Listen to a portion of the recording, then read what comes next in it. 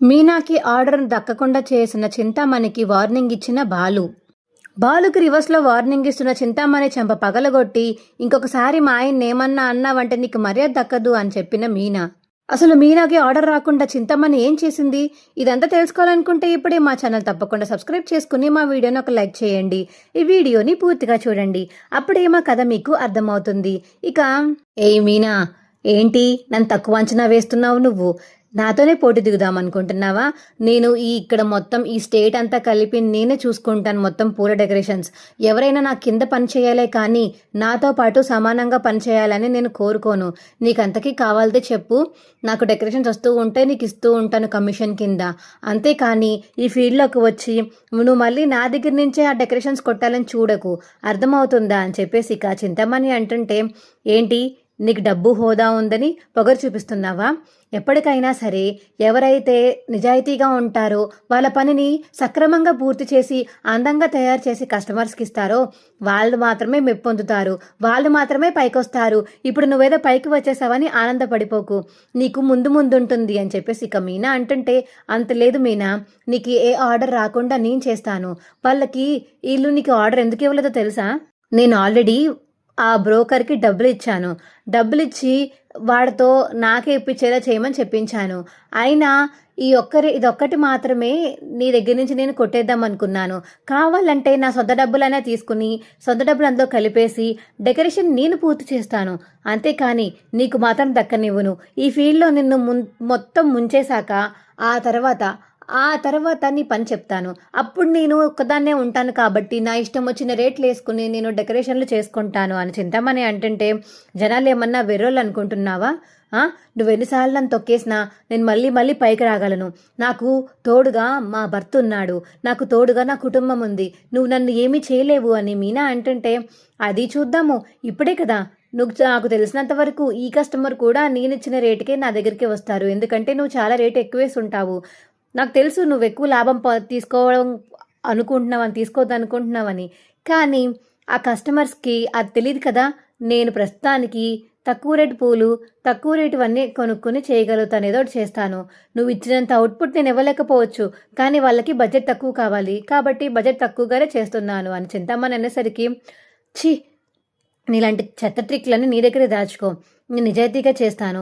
నాకు చిన్న వ్యాపారమైనా పర్వాలేదే కానీ ఇంత పెద్ద డెకరేషన్ ఆర్డర్ వచ్చినప్పుడు నీట్గా అందంగా చేసి పెట్టడం నాకు అలవాటు. నీకులాగా సెకండ్ రేట్ పూలు తీసుకుని అది వాడిపోయి డెకరేషన్ బాగా కనపడకపోతే నాకు మనసొప్పదు. చేశాక చాలా అందంగా ఉండాలి, అది నాకు కాన్సెప్ట్. నువ్వేం చేసుకుంటావో చేసుకో, నేను మాత్రం ఈ ఫీల్డ్ నుంచి బయటికి వెళ్ళను అని చెప్పేసి ఇక మీనా అయితే అక్కడ అనేసి ఇక బయటికి వచ్చేస్తుంది. ఏంటి ఇంతలా యాక్టింగ్ చేస్తుంది? మీనా ఆగు, ఈ కాంట్రాక్ట్ రాలేదు సరే, నెక్స్ట్ నువ్వు ఏ కాంట్రాక్ట్ చేస్తున్నావో తెలుసుకుని కూడా ఆ కాంట్రాక్ట్ నీకు రాకుండా చేస్తాను. నీ పూల డెకరేషన్ని మొత్తానికి యాపిచ్చేస్తాను, పువ్వులు కూడా నువ్వు అమ్మకుండా చేస్తాను, చూసుకో నాతో పెట్టుకున్నావంటే అని చింతమని అనేసరికి ఇక మీనా అయితే అక్కడి నుంచి బండి వేసుకుని ఇంటికి వెళ్ళిపోతుంది. ఇక మీనా డల్గా రూమ్లో కూర్చుని ఉండగా బాలు అయితే వస్తాడు. ఏంటి మీనా, ఏమైంది, ఎందుకంత డల్గా ఉన్నావు?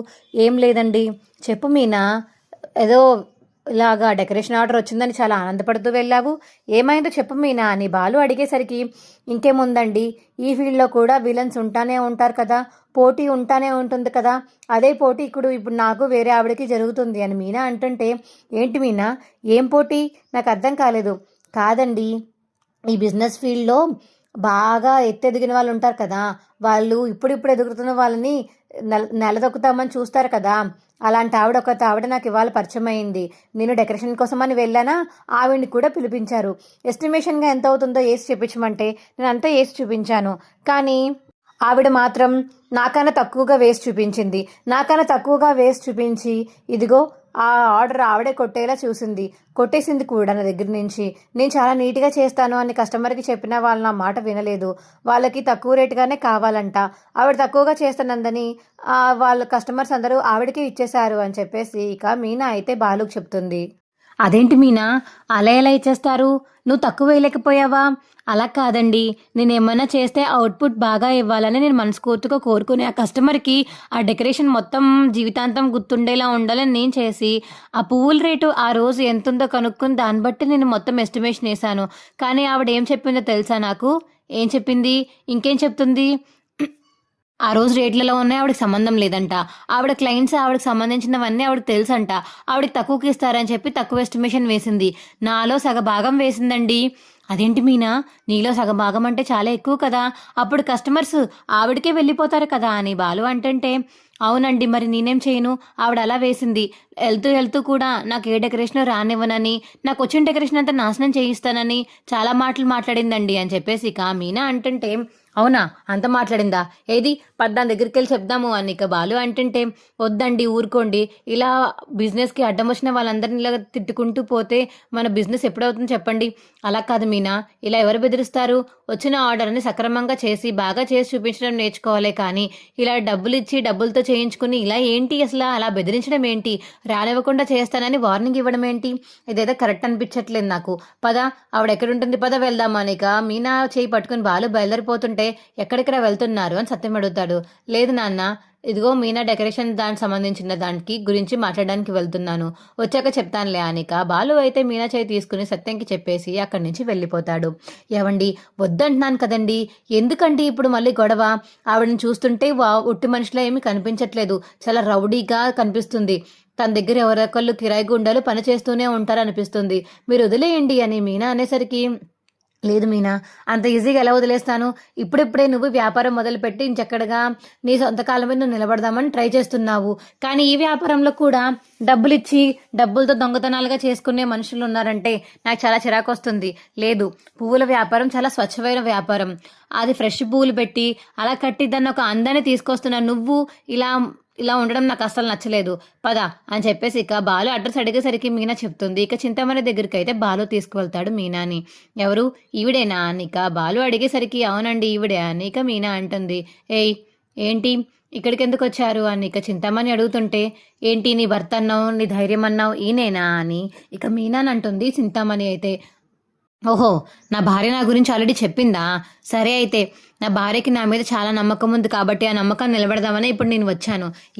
ఏమనుకుంటున్నారు అసలు మీరు, నెక్స్ట్ వచ్చే డెకరేషన్ని కూడా మా ఆవిడికి లేకుండా చేస్తారా, అసలు ఏమనుకుంటున్నారండి మీరు అని చెప్పేసి ఇక బాలు అంటుంటే, ఏమనుకోవడం ఏంటి, అనుకుంటాను, ఎప్పటికైనా అనుకుంటాను, తప్పేముంది, ఈ ఫీల్డ్లో నేను ఎప్పటి నుంచో ఉంటున్నాను, సడన్గా వచ్చేసి మొదలో దూరేసి ఈ ఫీల్డ్ నుంచి మొత్తం నా కస్టమర్స్ అందరినీ పట్టుకెళ్ళిపోదామని ప్లాన్ వేసిందా మీ ఆవిడ, అసలు సమస్య లేదు, నా డెకరేషన్ నాదే, ఇక్కడ అందరికీ నేను కొంచెం కాంట్రాక్ట్ చెప్పున మాట్లాడుతూ చేసుకుంటూ ఉంటాను, మధ్యలో వచ్చి డెకరేషన్ చేసేసి ఇక దూరేద్దాము ఈ కాంట్రాక్ట్లోకి అనుకుంటే అంత సులువు అనుకుంటున్నారా ఇది అని ఇక చింతామణి అంటుంటే, ఎంత సులువు కాకపోతే మీరు ఇంత డబ్బున్న వాళ్ళు అవుతారు చెప్పండి పోనీ అని బాలు అంటాడు.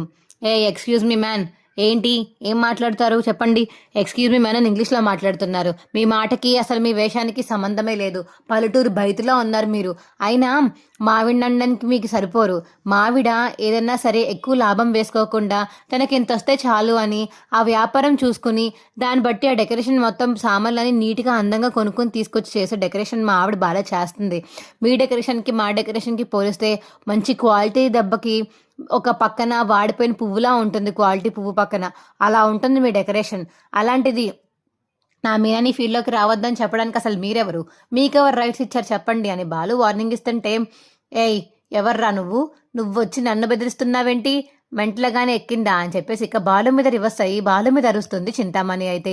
అది చూసి ఇక బాలు మీద అరుస్తున్న చింతామణిని చూసి ఇక మీనాకి కోపం వచ్చి చింతామణి చెంప పగలగొడుతుంది.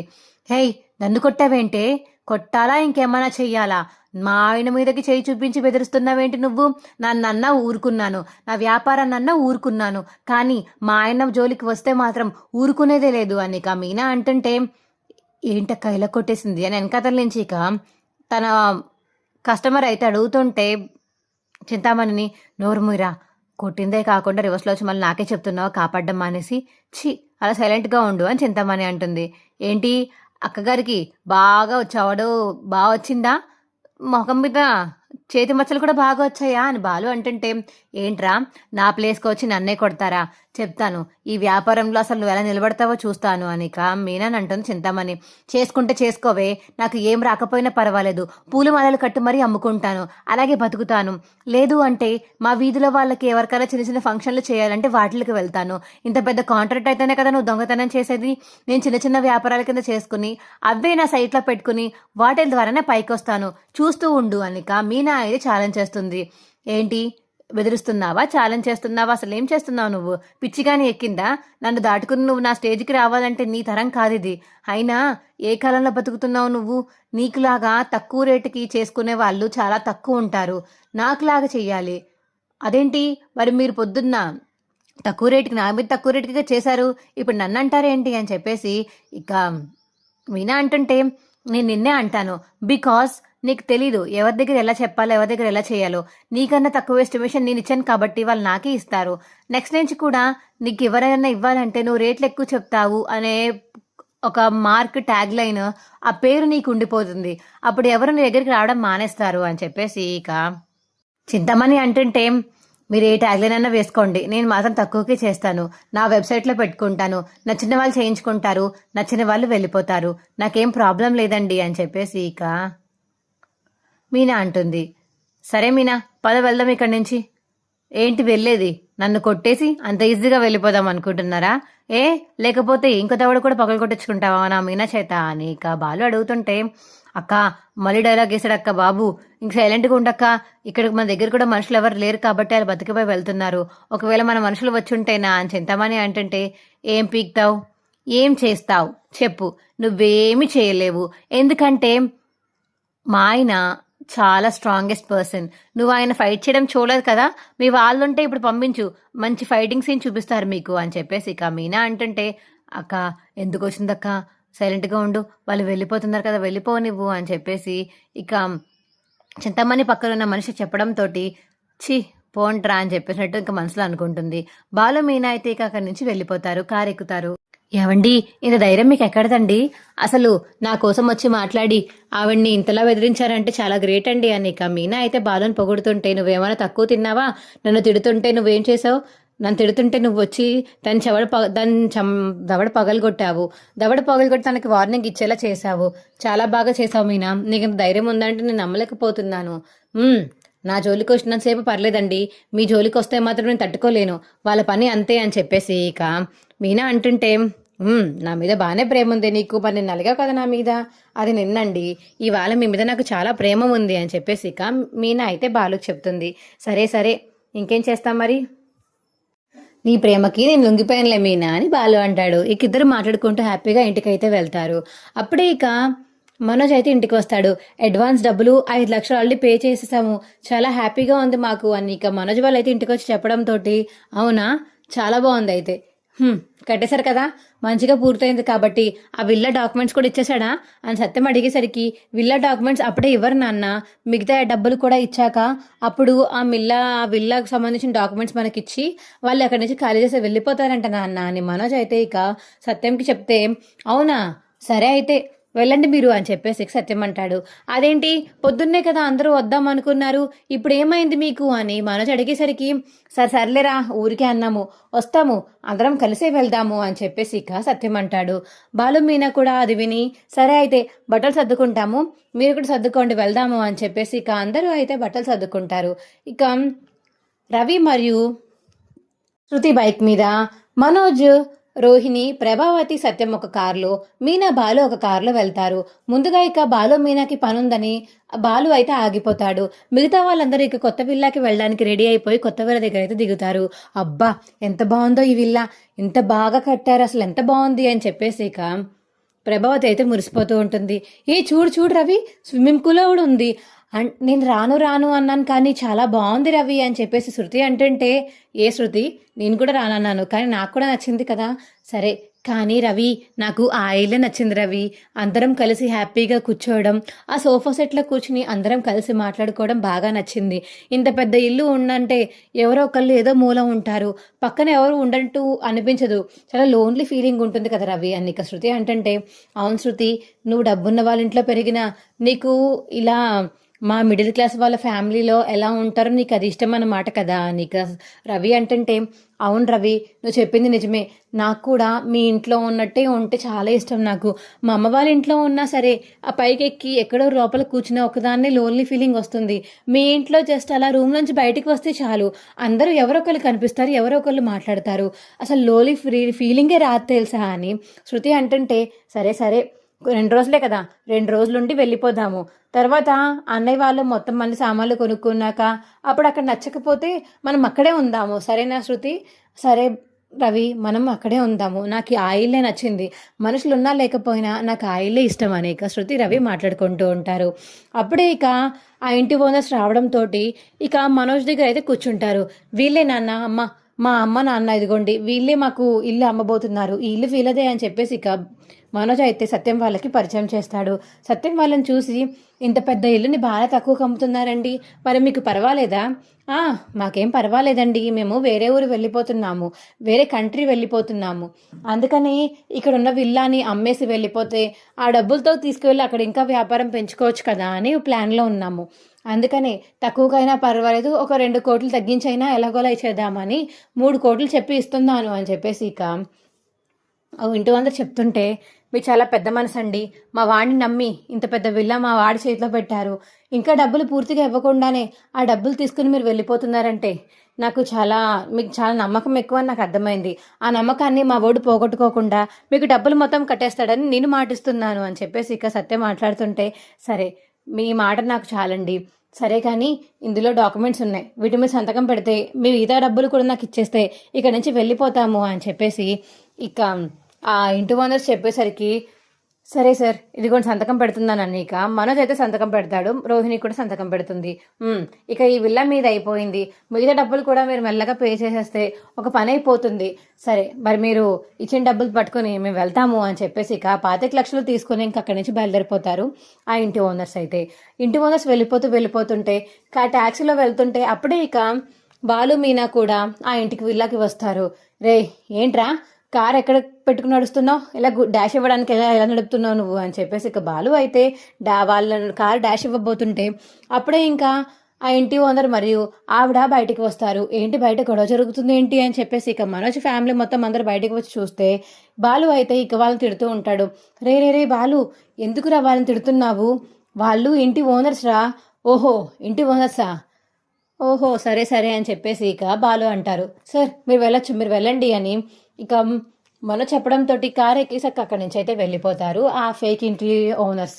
అప్పుడే ఇక బాలునైతే ఇరా ఎందుకురా ఎవరితో గొడవ పెట్టుకోకుండా ప్రశాంతంగా 1 నిమిషం కూడా ఉండలేవా నువ్వు అని ఇక మనోజ్ అడుగుతుంటే, అదేంట్రా వాళ్ళు ఎవరో అనుకున్నాను, ఆయన ఇంత పెద్ద ఇంటి ఓనర్స్కి సొంత కారు ఉండదేంట్రా, ట్యాక్సీలో వెళ్తున్నారేంట్రా అని బాలు అడిగేసరికి, ట్యాక్సీలోనా, వెళ్తే వెళ్ళనివ్వు, వాళ్ళైనా కంట్రీ దాటేస్తున్నారు, ఇప్పుడు సొంత కారు వేసుకుని ఎక్కడ తీసుకువెళ్ళి పెడతారు, సొంత కారు కూడా నాకు ఇళ్ళ అమ్మినట్టే కారు కూడా ఎవరికరికి అమ్మేసి ఉంటారు, అంతే, వాళ్ళు ఇప్పుడు వేరే కంట్రీ వెళ్ళిపోతున్నారు కాబట్టి ఇంకా కారుతో పని కూడా లేదు కదా అని ఇక మనం చెప్తుంటే, సరే నాకు వాళ్ళ ముఖాలు చూస్తుంటే ఏదో తేడా కొడుతుంది, ఇంత పెద్ద ఇంటికి ఓనర్లా నాకు ఏమాత్రం కనిపించట్లేదు, జాగ్రత్తగా చూసుకోరా, అసలుకే 30 లక్షలు ఇచ్చావు, జాగ్రత్త మరి అని చెప్పేసి ఇక బాలు అంటాడు. రే అనవసరం లేనిపోని బాయలన్నీ వాడికి పెట్టకు, నోరు మూసుకుని లోపలికి పదండి, మీ రూమ్స్ మీరు చూసుకుని ఎవరి రూమ్లో వాళ్ళ బట్టలు ఏమైనా సర్దుకోండి అని చెప్పేసి ఇక ప్రభావతి అంటుంటే, మనమేమి ఇక్కడ ఉండిపోవడానికి ఏం వచ్చేయలేదు,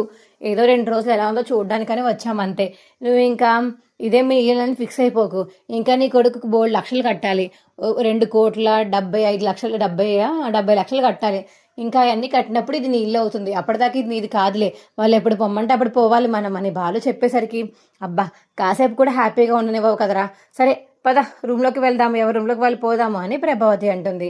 ఇక ఎవరి రూమ్లోకి వాళ్ళు అయితే వెళ్ళి ఇక రూమ్స్ అన్ని చూసుకుని హ్యాపీగా ఉంటారు అందరూ. మీనా నాకెందుకో డౌట్ కొడుతుంది, వాళ్ళని చూస్తుంటే దొంగ విధవల్లా లేరు, 30 లక్షలు మా మనోజ్ గారు నమ్మి వాడి చేతిలో పెట్టాడే కానీ నాకు ఆ 30 లక్షలు తీసుకువెళ్ళి వాళ్ళు ఏం చేసేస్తారో అని భయం వేస్తుందిరా, చెప్పవే చెప్పు మీనా అని ఇక వాళ్ళు అడుగుతుంటే, అవునండి నాకు కూడా అలానే అనిపించింది, వాళ్ళ ముఖాలు అసలు ఇంత పెద్ద ఇంటికి ఓనర్లాగే కనిపించట్లేదు, కానీ ముఖాలు తీసేద్దామన్నా వాళ్ళు మాట్లాడే బిహేవియర్ కూడా తేడాగానే ఉంది, ఏదో ఇంట్లో పని మనుషుల్లాగా బ్రోకర్స్ లాగా మాట్లాడతారు కదా, వాచ్మెన్స్ లాగా అలా మాట్లాడుతున్నారండి అని మీనా అంటుంటే, ఏదో తేడా కొడుతుంది మీనా, నాకు తెలిసి మనోజ్ గారు మళ్ళీ మోసపోయాడంటే ఏంటి కొంప తీసి అని ఇక బాలు అంటుంటే, అదేం జరగదులేండి, ఆ జరగదు అనే కోరుకుందాము, ఇప్పటికిప్పుడు మరి 30 లక్షలు లాస్ వస్తే ఎవరు కట్టేది, కష్టమైపోతుంది కదా అని చెప్పేసి ఇక మీనా మాట్లాడుతుంటే వాడు పోయి వాడే తీసుకుంటాడు మీనా, మనకెందుకు చెప్పు, వాడు ఎప్పుడు ఇంతే, ఏ రోజు కూడా సుఖంగా పని చేసుకున్నట్టు ఏం కనిపించదు, ఎప్పుడు చూసినా వచ్చిన డబ్బులతో ఏదైనా కొనేద్దామా అని అంటాడు కానీ దాచుకోవడం ఏమీ లేదు వాడికి. అందుకనే ఇప్పుడు కూడా నేను భయపడుతున్నాను. వాళ్ళని చూస్తుంటేనేమో దొంగ రౌడీ వెదవల్లా ఉన్నారు, వీళ్ళేమో తీసుకెళ్ళి 30 లక్షలు వాళ్ళ చేతిలో పెట్టారు. ఇప్పుడు ఏమవుతుందో ఏంటో. సరే డాక్యుమెంట్స్ ఎలాగో ఇచ్చేసారు కాబట్టి మందే అనుకోవాలి ఇంక ఇల్లు అని బాలు అంటాడు మీనాతోటి. అవునండి, డాక్యుమెంట్స్ ఇచ్చారు కాబట్టి ఇంకా ఆ విల్లా ఇప్పుడు మీ అన్నయ్య వాళ్ళదేలే, మీరేం టెన్షన్ పడిపోకండి, ఏం కాదు మీ అన్నయ్యకి అని ఇక మీనా అంటుంది. టెన్షన్ పడాలి మీనా, వాడి విషయంలో వాడు చాలాసార్లు మోసపోయాడు, వాడి జాతకమే అంతా, కానీ ఈసారి మోసపోకుండా ఉండాలని నేను కూడా కోరుకుంటున్నాను అని చెప్పేసి ఇక బాలు మీనా అయితే హ్యాపీగా మాట్లాడుకుంటూ ఉంటారు.